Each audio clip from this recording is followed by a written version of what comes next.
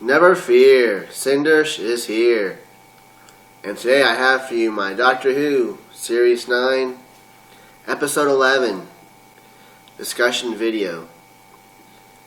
And I just want to spend a couple minutes and talk about one particular element of this episode.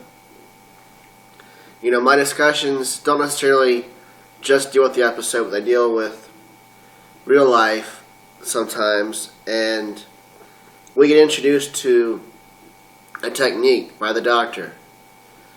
For those of you who are Sherlock fans, or Elementary fans, or any version of Sherlock Holmes, you know he also uses this technique. Sherlock calls it his mind palace. The Doctor calls it his storeroom.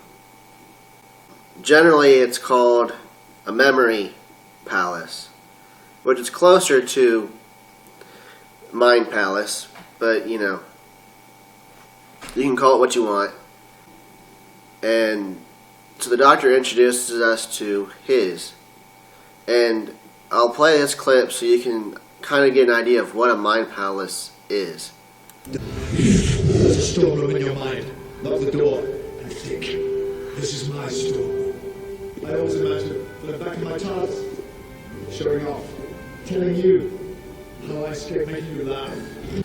And so the Doctor describes his storeroom as the TARDIS, basically meaning mostly the console room, using all the different elements of the console room as items he can use to attach pieces of information to. And he pretends he is sharing with Clara how he escapes, but he does it before he escapes. So kind of listen to what he has to say here. Well, it will be once I've gotten myself out of it. It'll be a good story. And that's the way he does it, is he tells the story as he's processing the data he's collected to get himself out of the situation. And that's typically how the Doctor tends to use his storeroom. You look at Sherlock, he's the same way. He uses his storeroom, he puts in bits of information, and then tries to make sense of the information as he comes up with his theories to solve whatever case he is working on. And people use this device for remembering things in real life. It is a real thing.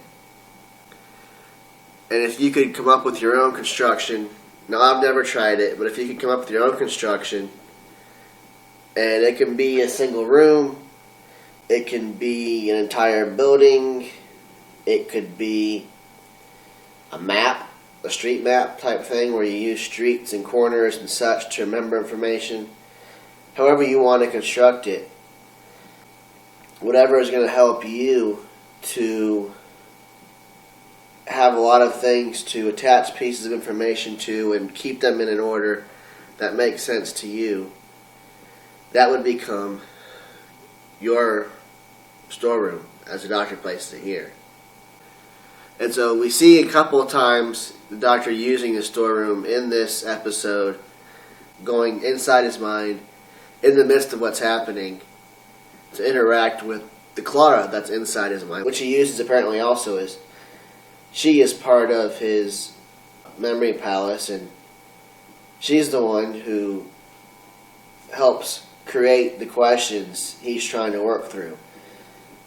So that she writes the questions down, and then he's able to work through answering them, or realizing maybe I'm not asking the right question, I need to think of a different question to ask, and he changes how he's processing things.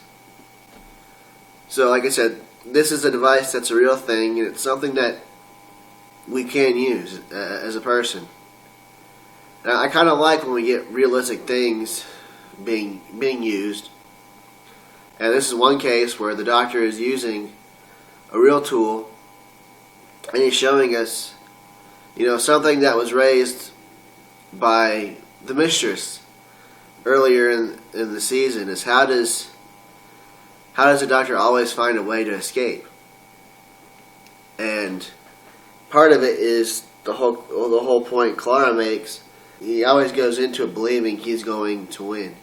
And you'll see that in this episode. She writes in there, how are you going to, and then there's the bar, and then underneath it's win.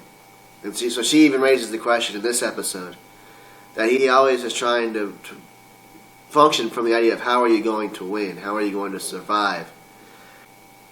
And that's a major point of his thought process. And so we see him use it the first time of the episode to realize he can successfully jump out a window several stories high, and that he's going to be jumping into some decent-sized body of water, salt water.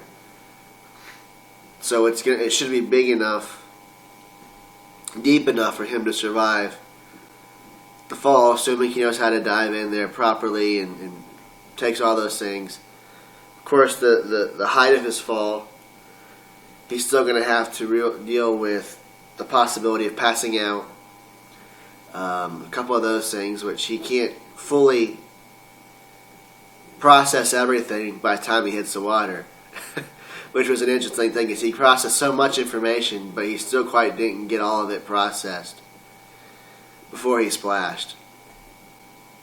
So I want to hear your thoughts on creating a storeroom or a mind palace. Have any of you actually created your own? If you have, I'm interested to hear what it is, how you've used it. I've not done so myself, so I can't give you a personal example.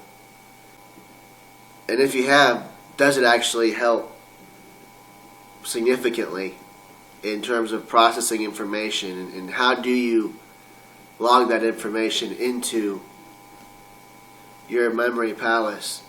If this was something I had done, I'd help illuminate a little bit more on that, and that's kind of what I want to do, is illuminate how this process really works.